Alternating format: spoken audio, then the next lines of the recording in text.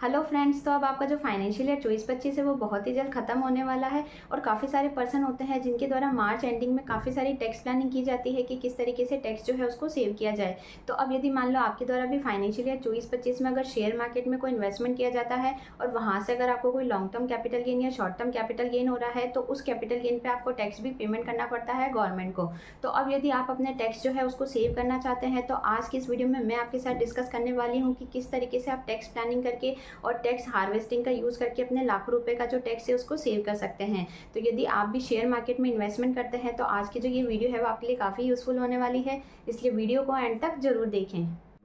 How to save tax on share market income for financial year 24-25 and financial year 25-26। तो अब यदि आप भी शेयर मार्केट में कोई इन्वेस्टमेंट करते हैं और वहाँ से अगर आपको कैपिटल गेन होता है तो उस कैपिटल गेन पे आप टैक्स को किस तरीके से सेव कर सकते हैं, ये हम आज की इस वीडियो में डिस्कस करेंगे।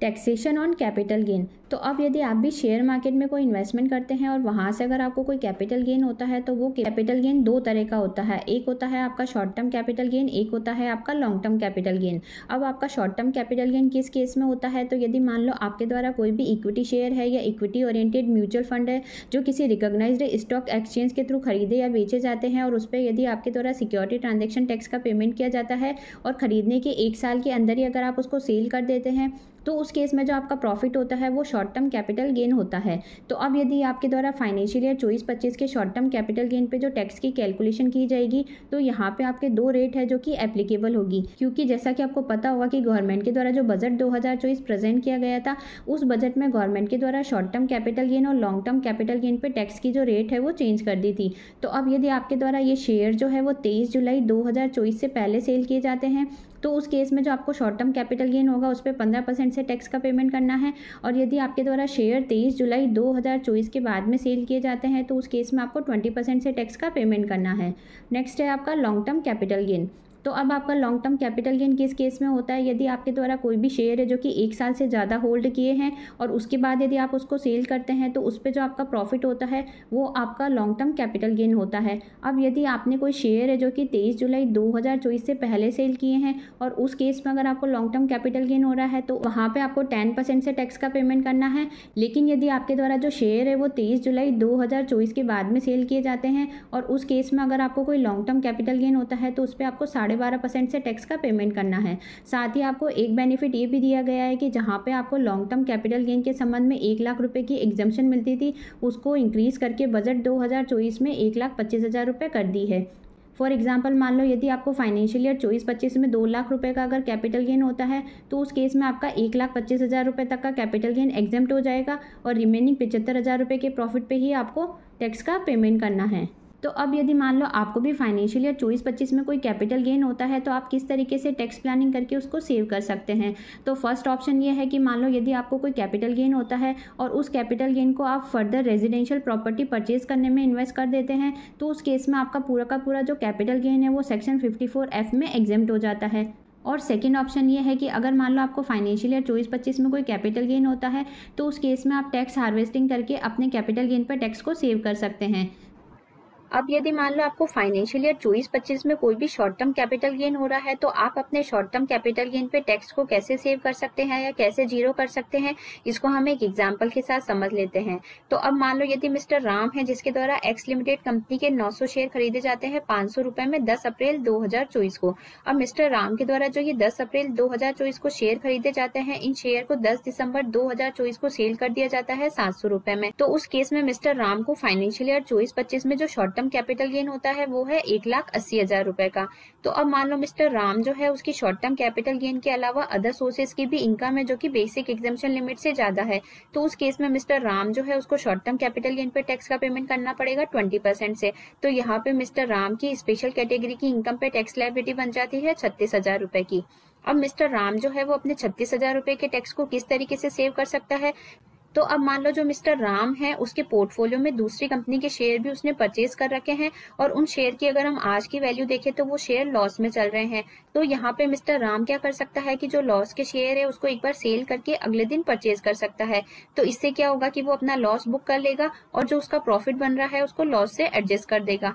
अब मान लो मिस्टर राम जो है उसके द्वारा वाई लिमिटेड कंपनी के 500 शेयर है जो कि परचेज किए जाते हैं 500 रुपए में 15 मई 2024 को। लेकिन मिस्टर राम के द्वारा वाई लिमिटेड कंपनी के शेयर अभी सेल नहीं किए हैं। अब यदि मिस्टर राम के द्वारा जो वाई लिमिटेड कंपनी के शेयर परचेज किए गए थे उनकी अगर हम आज की वैल्यू देखें तो वो है 300 रुपए पर शेयर, जबकि मिस्टर राम के द्वारा परचेज किए गए थे 500 रुपए में। तो यदि मिस्टर राम के द्वारा अगर आज इन शेयर को सेल किया जाता है तो उसको 1 लाख रुपए का लॉस होता है। और ऐसे ही मिस्टर राम के पोर्टफोलियो में जेड कंपनी के शेयर है 300, जो कि उसके द्वारा 900 रुपए में परचेज किए जाते हैं 25 मई 2024 को, और इन शेयर को भी उसने अभी सेल नहीं किया है। और इन शेयर की अगर आज की वैल्यू देखें तो है 600 रुपए। तो अब यदि मान लो मिस्टर राम के द्वारा वाई लिमिटेड और जेड लिमिटेड दोनों कंपनी के शेयर यदि सेल कर दिए जाते हैं तो वाई लिमिटेड कंपनी के शेयर पर उसको लॉस होता है 1 लाख रुपए का, और जेड लिमिटेड कंपनी के शेयर पर उसको लॉस होता है 90,000 का। तो यहाँ पे total short term capital loss कितना हो गया, 1,90,000 का। तो यहाँ पे मिस्टर राम का जो 36,000 रुपए का टैक्स बन रहा है वो उसको जीरो कैसे कर सकता है।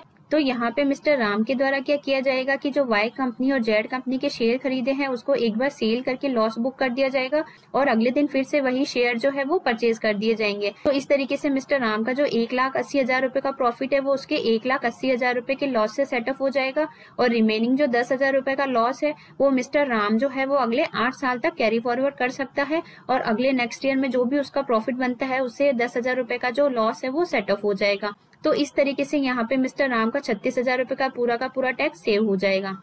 दूसरा केस हम ये देख लेते हैं कि मान लो मिस्टर राम जो है उसको फाइनेंशियल ईयर 24-25 में शॉर्ट टर्म कैपिटल गेन भी होता है, और साथ ही शॉर्ट टर्म कैपिटल लॉस और लॉन्ग टर्म कैपिटल लॉस भी होता है। तो यहाँ पे मिस्टर राम के द्वारा शॉर्ट टर्म कैपिटल गेन को शॉर्ट टर्म कैपिटल लॉस और लॉन्ग टर्म कैपिटल लॉस दोनों से ही एडजस्ट किया जा सकता है। तो फॉर एग्जाम्पल मान लो मिस्टर राम जो है उसके द्वारा एक्स कंपनी के 500 शेयर खरीदे जाते हैं 1,000 रुपए में 10 अप्रैल 2024 को। अब मिस्टर राम के द्वारा ये शेयर 10 दिसंबर 2024 को सेल कर दिए जाते हैं 1,500 रुपए में। तो यहाँ पे मिस्टर राम को जो शॉर्ट टर्म कैपिटल गेन हो रहा है वो है 2,50,000 रुपए। तो अब यहाँ पे मिस्टर राम को शॉर्ट टर्म कैपिटल गेन पे फ्लैट 20% से टैक्स का पेमेंट करना है। तो यहाँ पे मिस्टर राम की टैक्स लायबिलिटी बन जाती है 50,000 रुपए की। अब यदि मिस्टर राम का पोर्टफोलियो देखा जाए तो मिस्टर राम के पोर्टफोलियो में अदर कंपनी से भी शेयर परचेज किए गए हैं। जैसे कि मान लो मिस्टर राम जो है उसके द्वारा वाई कंपनी के शेयर परचेज किए गए हैं 20 मई 2024 को, जिनकी परचेज वैल्यू है 2,50,000 रुपए। तो यदि आज के डेट में मिस्टर राम के द्वारा वाई कंपनी के शेयर यदि सेल किए जाते हैं तो मिस्टर राम को 1 लाख रुपए का शॉर्ट टर्म कैपिटल लॉस होता है। साथ ही मिस्टर राम के पोर्टफोलियो में जेड कंपनी से भी शेयर परचेज किए गए हैं 15 जून 2022 को, और यदि मिस्टर राम के द्वारा अगर इन शेयर को आज सेल किया जाता है तो मिस्टर राम को 1,50,000 रुपए का लॉन्ग टर्म कैपिटल लॉस होता है। तो अब मिस्टर राम के द्वारा ये जो 50,000 रुपए का टैक्स है वो किस तरीके से सेव किया जा सकता है। तो यहाँ पे मिस्टर राम के द्वारा क्या किया जाएगा कि जो वाई कंपनी और जेड कंपनी है इनके शेयर को एक बार सेल कर दिया जाएगा और लॉस जो है वो बुक कर दिया जाएगा, और अगले दिन फिर से इन्हीं कंपनी के जो शेयर है उसको मिस्टर राम के द्वारा परचेज कर दिया जाएगा। तो इस तरीके से जो मिस्टर राम का 2,50,000 रुपए का शॉर्ट टर्म कैपिटल गेन है उसमें से 1 लाख रुपए का शॉर्ट टर्म कैपिटल लॉस और 1,50,000 रुपए का long term capital loss set of हो जाएगा। तो इस तरीके से मिस्टर राम की जो टैक्स लायबिलिटी है वो जीरो हो जाएगी, यानी कि यहाँ पे मिस्टर राम का पूरा 50,000 रुपए का जो टैक्स है वो सेव हो जाएगा। अब मान लो यदि मिस्टर राम जो है उसको एक ही फाइनेंशियल ईयर में लॉन्ग टर्म कैपिटल गेन भी होता है और लॉन्ग टर्म कैपिटल लॉस भी हो रहा है, तो वो अपने लॉन्ग टर्म कैपिटल गेन पे किस तरीके से टैक्स को सेव कर सकता है। तो फॉर एग्जांपल मान लो मिस्टर राम जो है उसके द्वारा एक्स कंपनी के शेयर परचेज किए जाते हैं 1 अप्रैल 2021 को 2,50,000 रुपए में, और इन शेयर को मिस्टर राम के द्वारा 15 जनवरी 2025 को सेल कर दिया जाता है 8,10,000 रुपए में। तो यहाँ पे मिस्टर राम को जो लॉन्ग टर्म कैपिटल गेन होता है वो है 5,60,000 रुपए का।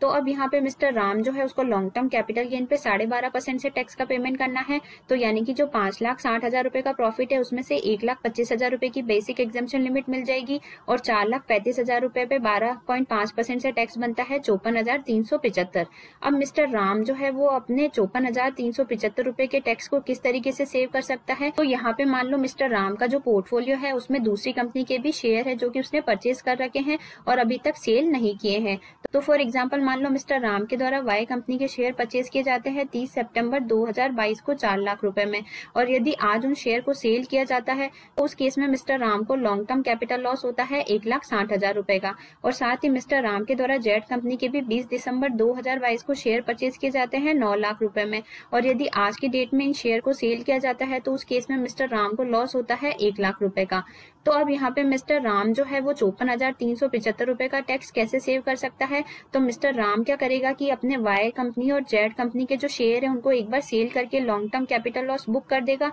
और अगले दिन फिर से इन्हीं शेयर को परचेज कर देगा। तो इस तरीके से क्या होगा कि जो मिस्टर राम का 4,35,000 रुपए का लॉन्ग टर्म कैपिटल गेन है उसमें से 1,60,000 रुपए और 1,00,000 रुपए का जो लॉन्ग टर्म कैपिटल लॉस हो रहा है वो एडजस्ट हो जाएगा और रिमेनिंग 1,75,000 रुपए के प्रॉफिट पे 12.5% से 21,875 रुपए का टैक्स पे करना पड़ेगा। तो इस तरीके से मिस्टर राम जो है उसका 32,500 रुपए का जो टैक्स है वो सेव हो जाएगा। तो इस तरीके से आप भी टैक्स प्लानिंग करके यदि आपके कोई लॉस के शेयर है तो आप उनको एक बार सेल करके लॉस बुक कर ले और अगले दिन फिर उन्हीं शेयर को परचेज करके आप अपने शेयर मार्केट की इनकम पे टैक्स को जीरो कर सकते हैं। और यदि जीरो ना कर पाए तो आप काफी हद तक अपना टैक्स जो है वो सेव कर सकते हैं। नेक्स्ट है points to be remember in case of share market income. तो अब यदि आपको भी शेयर मार्केट की कोई इनकम होती है तो कुछ बेसिक पॉइंट है जो कि आपको जरूर पता होना चाहिए। तो फर्स्ट है, यदि मान लो आपको कोई भी शॉर्ट टर्म कैपिटल लॉस है या लॉन्ग टर्म कैपिटल लॉस है तो उस केस में आप अपने लॉस को अगले 8 साल तक तभी कैरी फॉरवर्ड कर पाएंगे जबकि आपके द्वारा अपनी ITR जो है वो ड्यू डेट पे फाइल की जाती है। यदि आप अपनी इस ड्यू डेट को मिस कर देते हैं तो उस केस में फिर आप अपने लॉस को कैरी फॉरवर्ड नहीं कर सकते। नेक्स्ट, यदि मान लो आपको कोई शॉर्ट टर्म कैपिटल गेन हो रहा है तो उस केस में आप अपने शॉर्ट टर्म कैपिटल गेन को बेसिक एग्जेम्पशन लिमिट से एडजस्ट कर सकते हैं। लेकिन यदि शेयर मार्केट की इनकम के अलावा यदि आपकी कोई दूसरी भी इनकम है तो पहले बेसिक एग्जेम्पशन लिमिट से दूसरी इनकम को एडजस्ट किया जाएगा और उसके बाद अगर कोई लिमिट बचती है तो उससे आपका short term capital gain adjust किया जाएगा। नेक्स्ट, यदि मान लो आपको कोई शॉर्ट टर्म कैपिटल गेन हो रहा है और सेम फाइनेंशियल ईयर में आपको शॉर्ट टर्म कैपिटल लॉस और लॉन्ग टर्म कैपिटल लॉस दोनों हो रहा है तो आप क्या कर सकते हैं कि आपके शॉर्ट टर्म कैपिटल गेन को शॉर्ट टर्म कैपिटल लॉस और लॉन्ग टर्म कैपिटल लॉस दोनों से एडजस्ट कर सकते हैं। लेकिन यदि आपको कोई लॉन्ग टर्म कैपिटल लॉस हो रहा है तो उस केस में आप इस लॉस को सिर्फ लॉन्ग टर्म कैपिटल गेन से ही एडजस्ट कर सकते हैं, शॉर्ट टर्म कैपिटल गेन से एडजस्ट नहीं कर सकते हैं। साथ ही लॉन्ग टर्म कैपिटल गेन के संबंध में आप बेसिक एग्जेम्पशन लिमिट का बेनिफिट नहीं ले सकते क्योंकि जो लॉन्ग टर्म कैपिटल गेन है उसके संबंध में सेपरेट एग्जेम्पशन लिमिट प्रोवाइड की गई है जो है 1,25,000 रुपए की। अब साथ ही यदि आप अपनी ITR ओल्ड टैक्स रेजिम में फाइल करते हैं तो आप स्पेशल कैटेगरी की इनकम यानी कि जो शेयर मार्केट की इनकम है उसमें आप 87A की रिबेट का बेनिफिट ले सकते हैं क्योंकि ओल्ड टैक्स रेजिम में यदि आप ITR फाइल करते हैं तो वहाँ पे 5 लाख रुपए तक की आपकी इनकम एग्जेम्प्ट है। नेक्स्ट, यदि आप अपनी ITR न्यू टैक्स रेजिम में फाइल करते हैं तो उस केस में आप स्पेशल कैटेगरी की इनकम पे रिबेट का बेनिफिट नहीं ले सकते। आई होप आज की जो ये वीडियो है वो आपके लिए काफी यूजफुल रही होगी। वीडियो से अगर किसी तरह की हेल्प मिली हो तो चैनल को लाइक शेयर एंड सब्सक्राइब करना ना भूलें। मिलते हैं ऐसी किसी नेक्स्ट यूजफुल वीडियो के साथ, तब तक के लिए बाय बाय।